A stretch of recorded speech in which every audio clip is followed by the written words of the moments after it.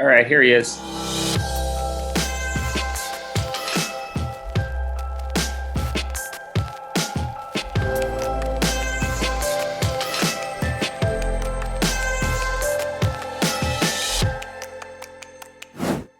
There's, I forget who it was. It might have been Russell Westbrook. Somebody wore in public a questionable shirt, right? And I posted it on Twitter, just the shirt. And I said, Gordon Gartrelle. And I'm like, let's see what happens. And like everybody immediately, like, yes, absolutely. I'm like, I don't even need context. Just say that. And like, bam, everybody a certain age. And, you know, I mean, anytime Lisa was on screen, I think that like my eyes weren't working straight because I'm like, oh my God. But I do remember that scene very well. And that whole shirt moment was an epic scene. And you coming out like, with the arm, like, what the fuck? This shirt is so fucked up. It was amazing comedy. He's like, well, tuck it in. It's tucked into my socks. I remember that. It was a great experience. What do you think you learned about the essence of comedy doing that show? Mr. Cosby was always about the truth. Go for the truth. Because if you go for the comedy, it looks like you're going for the comedy. Interesting. Yeah. Interesting. And that's always had a profound impact upon me in terms of my approach to comedy. And it's probably why I was never, farce comedies have never really done it for me. Back then or even now, because it's just a different level of comedy, like no shade or anything, but I think because of the school I came from where it was about, let's go for the honesty, because you're going to find, you can find honesty in you can find comedy in any situation, just go for the honesty. What do you love about acting?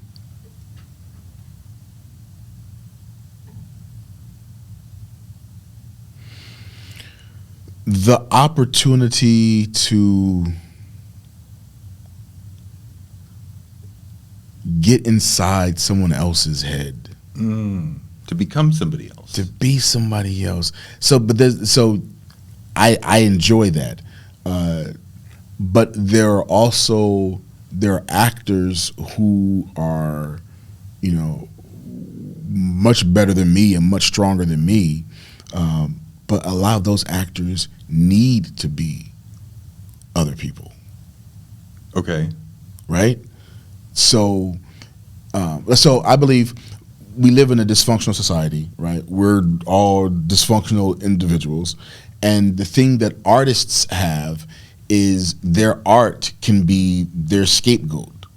Okay. So for a lot of creatives, that dysfunction fuels their craft. Right? I mean, Michael, Prince, sure, De Niro, Pacino. Sure. I don't have that. Okay. But I think those really amazing artists, I think a lot of them, they have that. They need that art. They need their craft to be the scapegoat from whatever in their life. The art allows them to escape their life. Yeah. And so it fuels their creativity. Yes. Right? Yes. So I don't have that. I love it, but it's not like I need that experience because I need to escape whatever the fuck is happening here. If that makes sense. Yeah. Yeah. So you liked your home life. Yeah. You like your current life. Yeah. I'm not trying to escape my life. I enjoy stepping into someone else's shoes. Yeah. But I don't have trauma that I'm running away exactly. from. Yeah. 100%. So what does that mean? Are you saying that separates you from others who are like, I need this? No, I've always wondered, wow, I don't know if I'll ever make the heat of greatness like Pacino, De Niro, Fishburne, because I don't know if I necessarily have that. Interesting. Which I don't, and that's just my own, that's my own thing. Like the thing I love about The Resident is, I play, one of the top cardiothoracic surgeons in the country. And Dr. Austin is arrogant. He's brash.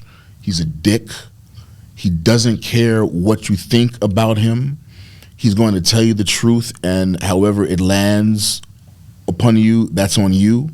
And he doesn't give a fuck what people think about him.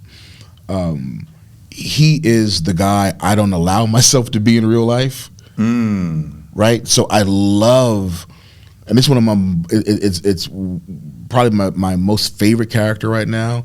And it's people who know my body of work, it's their favorite character that I've done. But it's great to be able to step into,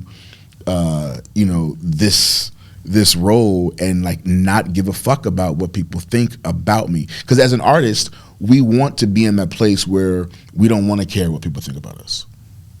But the success of our art greatly depends upon what people think about us. I mean, you have to be aware of what the audience is getting from you, right? Like I think it's the dream of the artist to just be like, I just do my art, I don't worry about the audience. Yeah. Of course you worry about the audience. Of course you want them to communicate, to catch what you're putting out. So I have to constantly be thinking like, if I do this, how will that be read? Right, yes, yeah. Right? Yeah, so you're in conversation with the audience. Yeah.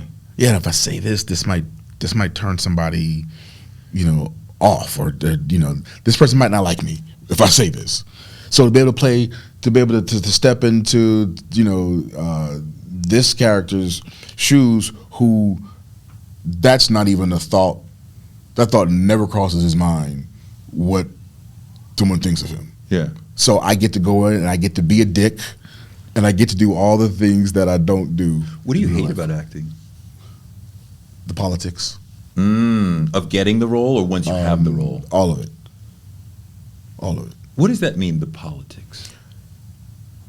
So this is an industry where, let's take the audition process.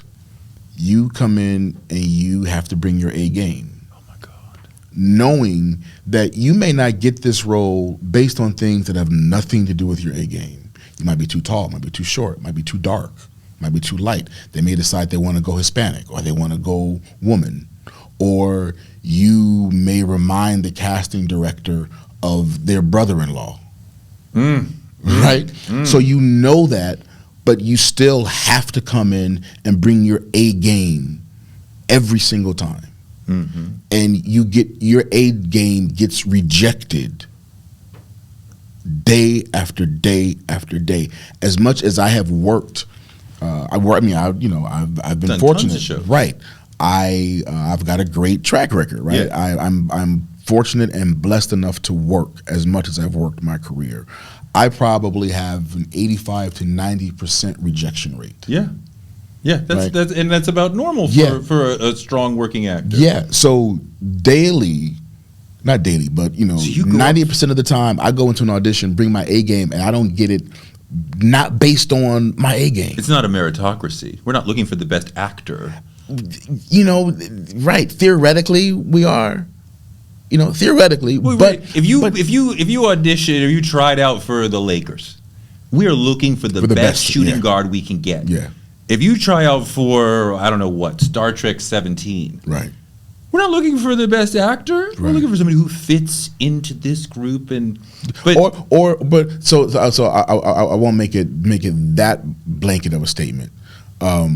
Sure, the idea is you want the best actor, but this best actor who we really like, just not right for what we need for this role. Now, how much does Theo fit into that the casting director or the director or whatever may say, love Malcolm, but I don't want him to walk in and the audience think, oh, there's Theo?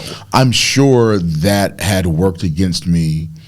I don't think that's a concern now, but in my years, Cosby was over. We wrapped in '93, so I'm sure along my journey that kept me from getting roles. I'm sure that's kept me from even being able to get an audition. Sure, but yeah, that's the one of the cons of being fortunate enough to have been on a highly successful, recognizable show. I mean, William Shatner and others who are fortunate enough to be on the gigantic shows of our time talk about that. Like, well, then it has an effect in other ways. Yeah. So you were in Suits for 2 years. Yeah, man. Did you work with Meghan Markle? Yeah. Yeah, what was that like? It was cool. We didn't really have scenes together, so I'd see her, and she was really nice, really cool. My best friend, I was talking about, Chris, he's a stage manager. He used to stage manage Deal or No Deal. And Megan used to be on Deal or No Deal.